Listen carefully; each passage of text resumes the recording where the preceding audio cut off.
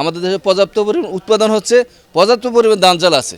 এটা শুধু আমরা এই বড় বড় মেলাররা আর বড় বড় এই কর্পোরেট কোম্পানিগুলো সিন্ডিকেট করে এই চালের দামটা বাড়াইয়া দেশে একটা অরাজকতা সৃষ্টি করতেছে।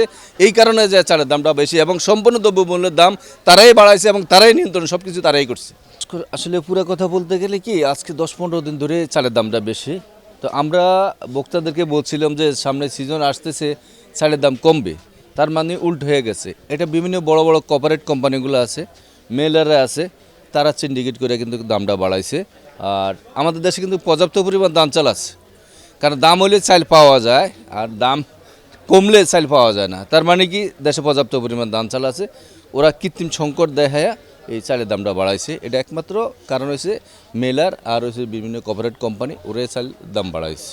আর উনি যে আসলে যে এখন ক্ষমতায় আছে অধ্যাপক ডাক্তার ইউনূস সাহেব, উনি কিন্তু যখনই আসছিল তখনই কিন্তু বলছিল, ওনার ভাষণে বলছিল যে আপনারা আমাদের সহযোগিতা করেন, আমি দেশটা সুন্দর মতো চালাই, আর আপনারা যদি সহযোগিতা না করেন আমি চলে যাব।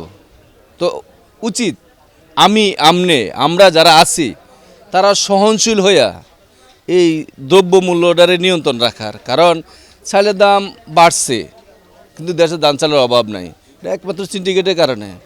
তো সবাই যদি যৌক্তিক ব্যবসা করে তাহলে চালের দামও বাড়ে না। তো এখন বড় বড় কোম্পানি যারা চাইতেছে, এই কোঅপারেটিভ কোম্পানি মেলার, ওরা চাইতেছে যে উনি চলে গেলে ওনাদের ইচ্ছে মতো ওনারা কাজ করতে পারবে।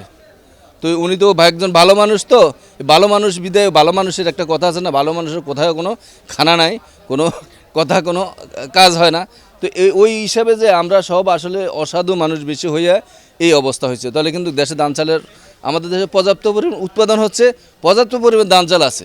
এটা শুধু আমরা এই বড় বড় মেলাররা আর বড় বড় এই কর্পোরেট কোম্পানিগুলো সিন্ডিকেট করে এই চালের দামটা বাড়াইয়া দেশে একটা অরাজকতা সৃষ্টি করতেছে।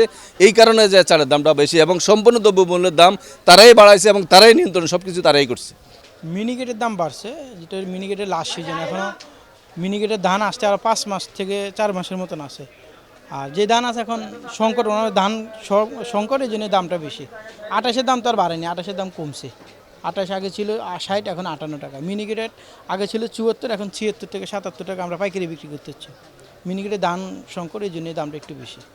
এখন তো আর মিনিকেটের ধান উঠবে না, এখন ধান উঠছে 28, নাদির চাল, পোলার চাল, এগুলোর দাম তো আর বাড়েনি, বাড়ছে মিনিকেটের দামটাই। এটা মার্কেটের দাম একটু শর্ট, এই জন্য দাম বাড়ছে। হ্যাঁ, আমি এটা আজকে কিনলাম, যে চালটা কিনেছি এটার নাম হচ্ছে কাটারি নাজির। হ্যাঁ, এটা আমি নিয়মিত কিনে, এই চালটা একটু চিকন। হ্যাঁ, তবে এখন তো ধানের সিজন, ধান কাটা হচ্ছে। এই 1 মাস আগে কিনছিলাম, এটা 1850 ছিল এক বস্তা। হ্যাঁ, কিন্তু আজকে আবার 1900। তাহলে এই ধান কাটার সিজন মৌসুমে দাম কমার কথা ছিল না, এখন তো উল্টা হয়ে গেল। যে সমস্ত সিন্ডিকেট আছে বা যেখানে যেখানে দাম বাড়ানো হচ্ছে উৎস পয়েন্টে আর কি, যেমন মিলার যারা, তারাই তো এটার মনে হয় দাম নির্ধারণ করে। সেই পর্যায়ে মিলে আমার মনে হয় যে সরকারের হস্তক্ষেপ করার দরকার আছে, তাহলে হয়তো চালের দাম কমতে পারে।